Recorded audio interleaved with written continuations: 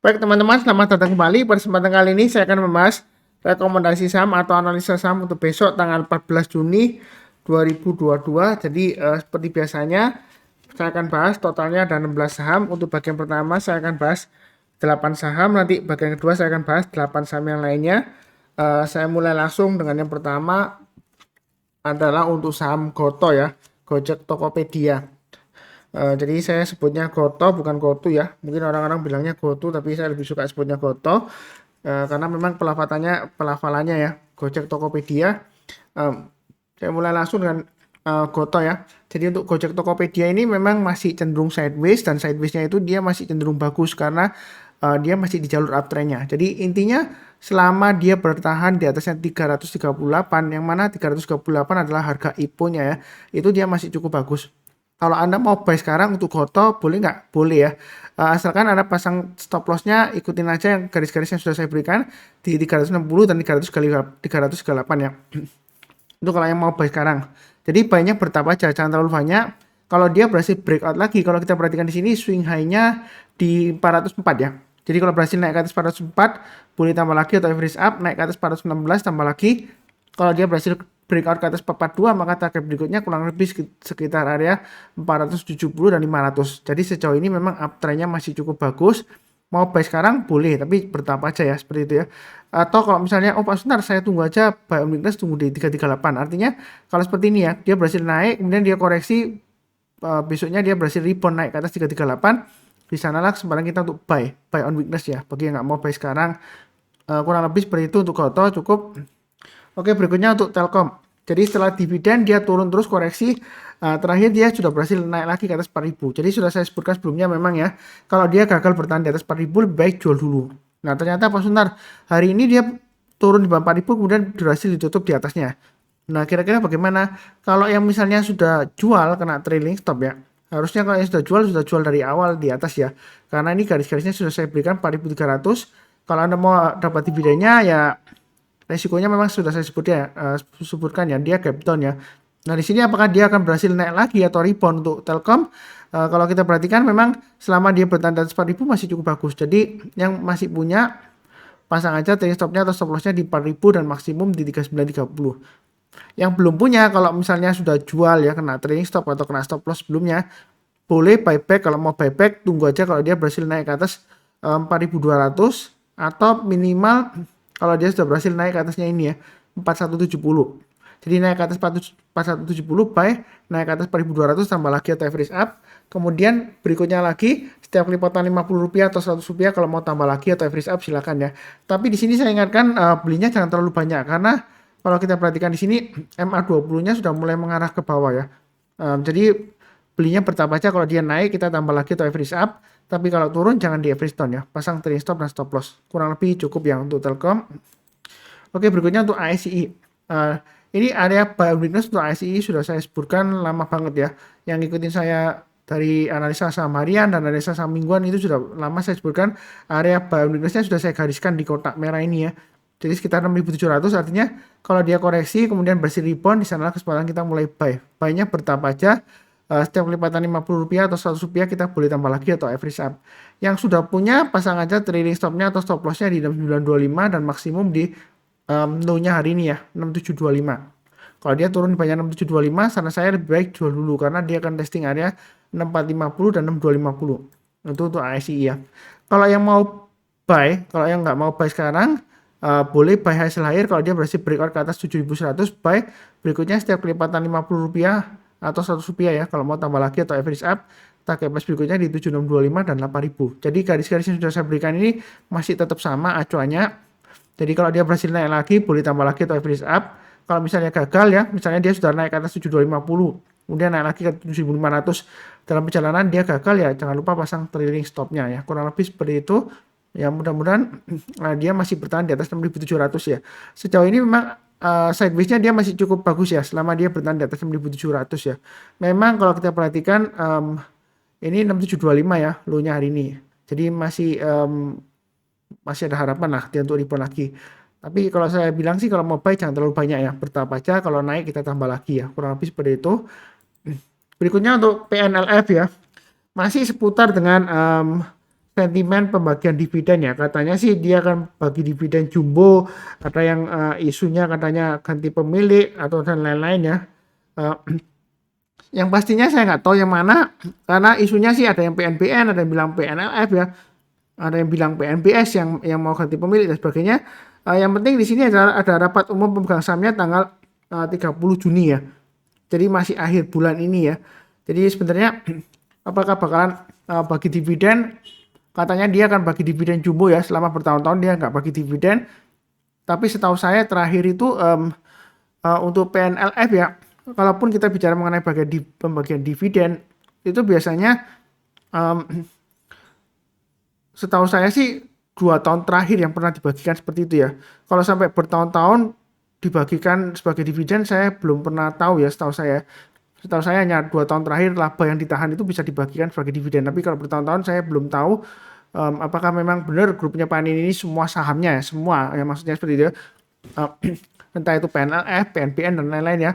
Ada beberapa saham ya, satu grup Panin ya. Ya kita nggak tahu. Tapi di sini saya sudah gambarkan garis-garisnya. Yang mau buy sebenarnya boleh aja buy. Saya sudah sebutkan sebelumnya ya. Karena uptrendnya masih jauh, masih bagus ya, seperti itu ya. Harganya masih jauh di atasnya MA20 dan MA20-nya masih mengarah ke atas. Jadi sebenarnya untuk PNLF ini harapannya untuk naik lebih tinggi lagi masih cukup bagus ya. Target price berikutnya di 482. Nah, kalau yang sudah punya pasang aja trailing stopnya di 400 dan 375 stop lossnya ya, maksimum ya. Kalau dia turun banyak 375, kalau yang sudah punya lebih baik jual dulu. Kalau mau buy and weakness tunggu di area sebelumnya saya gambarkan 280, tapi berhubung dia berhasil breakout lagi, maka area buy and weakness terdekatnya di 340 ya, saya naikkan ya. Artinya kalau koreksi di bawah 340, kalau dia berhasil rebound atau mantul ke atas 340, di sanalah kesempatan kita untuk buy. Kalau dia masih belum naik ya kita tunggu lagi area buy and weakness berikutnya di 280 atau 238. Nah, kalau misalnya buy and weakness nggak dikasih ya kita buy high sell higher. Kita perhatikan high-nya hari ini di 420. Jadi kalau buy high sell higher naik ke atas 420 kita buy, berikutnya targetnya setiap kelipatan 20 rupiah aja kalau mau tambah lagi atau average up ya. Target price berikutnya di 482. Jadi kalau kita perhatikan di sini 482 ini pernah tercapai ya sebelumnya ya. Di masa kejayaannya sebelumnya di 2019 awal-awal ya. Ya apakah bisa ke sana Pak Sunar? Ya kemungkinan masih ada ya. Tapi saya perlu ingatkan di sini ya, jangan lupa pasang trailing stopnya atau stop lossnya. Jadi acuannya di 375 ya. Itu yang mau pasang trailing stopnya di sana. Karena ini adalah Fibonacci extension 261,8%.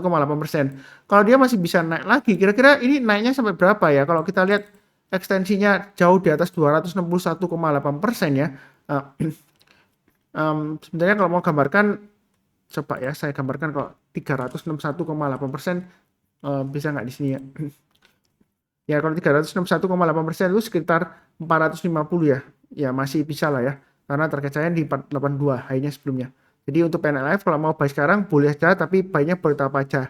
Apakah ketinggian Pak Sunar? Prinsip saya tetap sama ya. Selama uptrend-nya masih bagus, masih mengarah ke atas, terutama secara simpelnya atau secara sederhananya dari MA20-nya masih mengarah ke atas dan harganya masih jauh di atasnya MA20, ya uptrend-nya masih cukup bagus, tapi tidak menutup kemungkinan terjadi koreksi atau pullback. Jadi kita harus tetap siaga pasang trailing stop dan stop loss ya, seperti itu ya. Jangan sampai kalau saya bilang buy high sell higher boleh ya, tapi kalau misalnya nyangkut itu sebenarnya bukan karena analisanya salah enggak ya, atau menyesatkan enggak, karena saya nggak bisa mengatur harga saham di pasar saham ya, itu intinya di sana. Saya hanya bisa menggambarkan trennya, jadi bukan meramalkan wah ini masih bisa naik lagi ya, enggak ya, karena berdasarkan trennya masih uptrend ya, dia masih bisa naik lagi ya, ceritanya seperti itu. Jadi kita belinya bertahap aja, kalau takut ya pilih saham yang lainnya atau tunggu pullback. Kalau dia koreksi berhasil rebound, di sanalah kesempatan kita untuk buy. Entah Anda mau tunggu di 340 atau 280, kurang lebih seperti itu. Berikutnya untuk PNBS, ekor panjang ke atas. Nah ini apakah saatnya jual? Ini garisnya sudah saya gambarkan 97 ya. Jadi yang ngikutin saya 97 dan 112 itu trailing stopnya harusnya sudah jual. Kalau misalnya Anda belum jual, Pak Sunar, saya masih punya untuk PNBS, kira-kira masih bisa naik lagi nggak untuk PNBS ya? Ya kita perhatikan di sini, ini kurang lebih tengah-tengahnya areanya 81 ya. Memang low-nya sempat di bawahnya ya, seperti itu ya. Tapi kalau kita perhatikan di sini, ini di awal-awal ya. Jadi fluktuasinya sih lumayan tinggi ya, seperti itu ya. Kira-kira bagaimana Pak Sunar? Kalau misalnya sudah punya, boleh pasang trading stop-nya atau stop loss-nya di 81 dan 79 ya. Selama di atas 79 dia masih cukup bagus. Kalau yang mau buy on weakness nggak berani buy sekarang ya tunggu aja kalau dia koreksi lagi di bawahnya 81 kita belinya itu ya kalau dia sudah berhasil rebound atau mantul ke atas. Jadi seperti ini ya sebelumnya ya. Kalau dia koreksi kemudian berhasil rebound atau mantul ke atas, di sanalah kesempatan kita untuk buy. Ini buy on weakness kalau yang belum punya ya. Maaf. Jadi berikutnya di sini kalau saya gambarkan checkpointnya ya tengah-tengahnya ya. Untuk PNBS di 91 ya. Jadi yang belum punya kalau misalnya mau trading buy high sell higher naik ke atas 91 lebih baik sih buy ya. Kalau yang mau buy high sell higher. Jadi naik ke atas 97 tambah lagi dan seterusnya. Nah kira-kira ini apakah masih bisa naik lagi ke 112? Sejauh ini sih uptrendnya masih cukup bagus, volumenya masih cukup tinggi ya, cukup meyakinkan walaupun ekornya panjang ke atas. Tapi kita sih jangan terlalu takut akan ekor panjang ke atas ya. Memang berdasarkan candlestick pattern ekor panjang ke atas itu ada potensial reversal atau pembalikan arah. Tapi di sini sejauh ini uptrendnya sih masih cukup bagus. Jadi kalau mau buy memang fluktuasinya tinggi. Ini yang bagi yang berani nanggung resiko tinggi.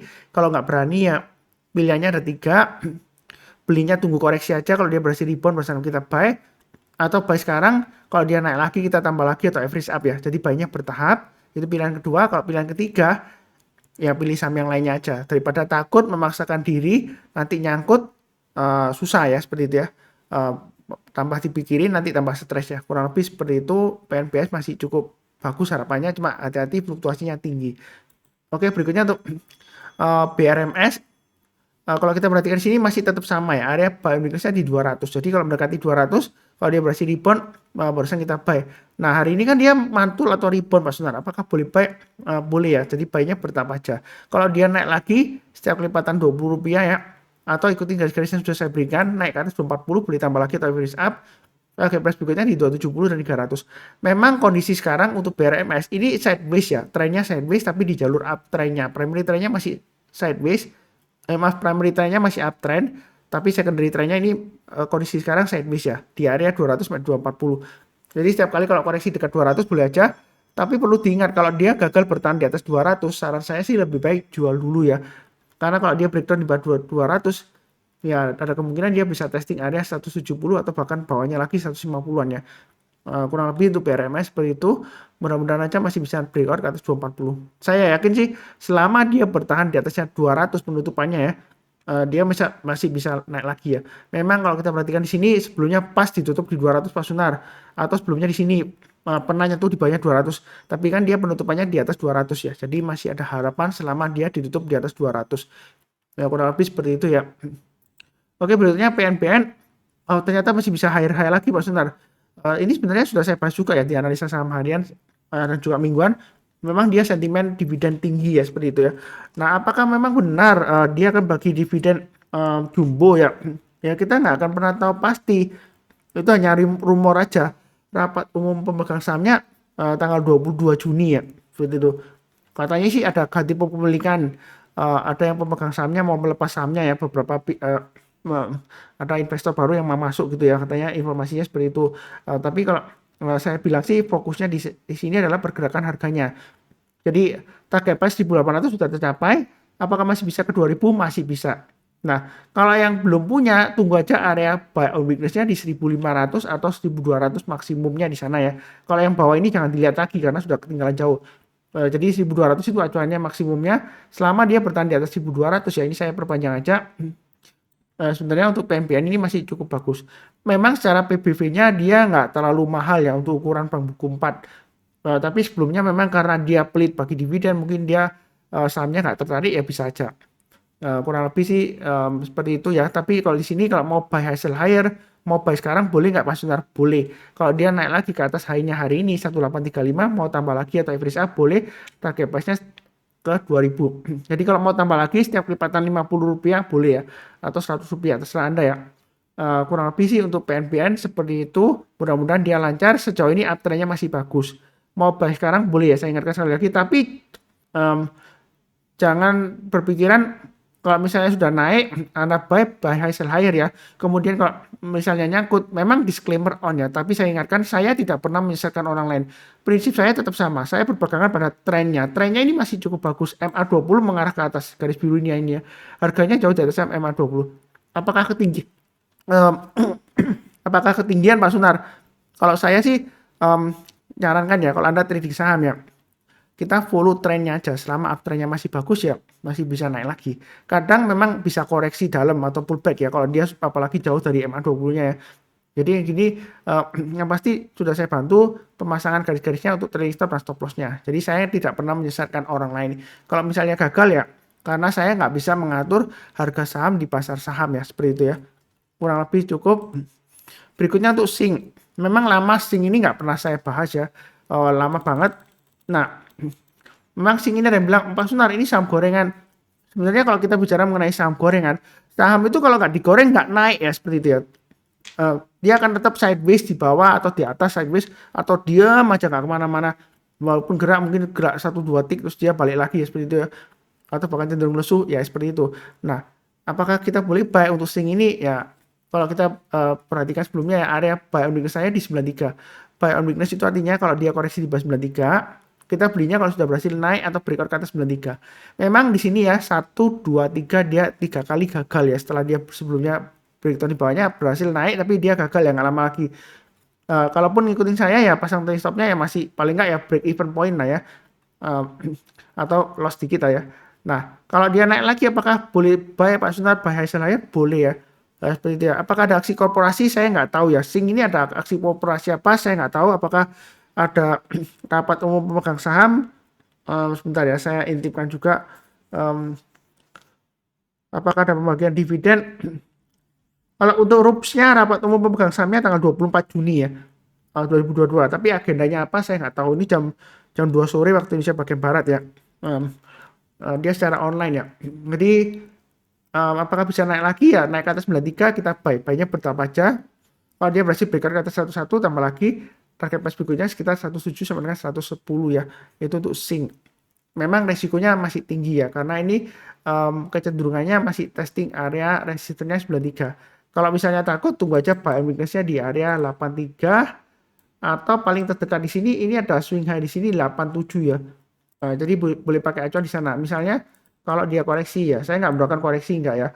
Kalau dia koreksi di bawah 87, kalau dia berhasil naik atau rebound ke atas 87 ya, di sanalah kesempatan kita untuk buy. Itu yang mau buy on weakness kalau nggak berani buy sekarang. Atau kalau dia berhasil breakout ke atas 93 ya, kita buy high sell higher aja. Buy-nya bertahap aja, jangan terlalu takut, tapi jangan terlalu agresif ya, seperti itu ya.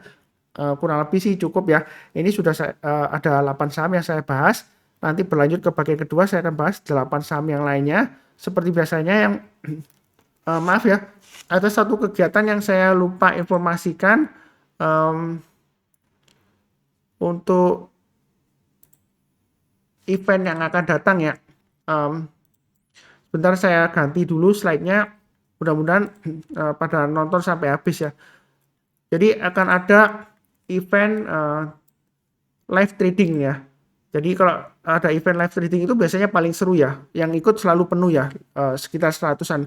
Memang batasannya sampai 100 karena untuk Zoom meetingnya itu kuotanya sampai 100 ya. Jadi saya terus terang aja nggak buka lebih dari 100 karena kalau dibuka lebih dari 100 pertama biayanya mahal ya. Kedua saya nggak narik iuran berbayar juga ya untuk meetingnya. Jadi jangan kaget ya kalau misalnya nggak kebagian tempat ya. Saran saya sih yang belum daftar silakan daftar ya, seperti itu ya.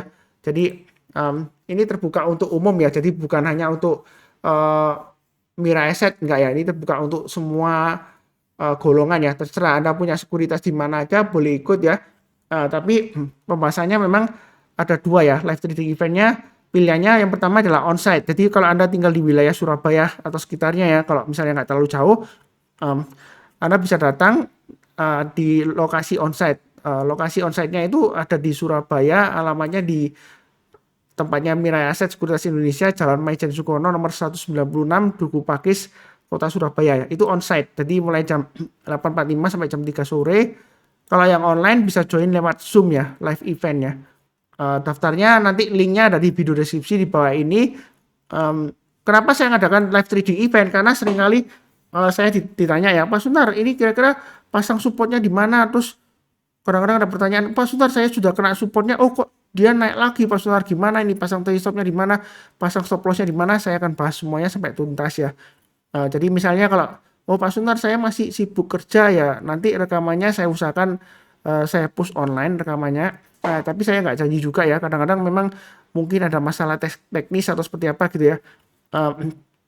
Jadi saran saya sih kalau Anda di daerah Surabaya dan sekitarnya, kalau misalnya benar-benar mau menjadikan ini sebagai peluang ke depannya, mungkin Anda mau jadi full time trader atau gimana ya, Anda bisa join ya.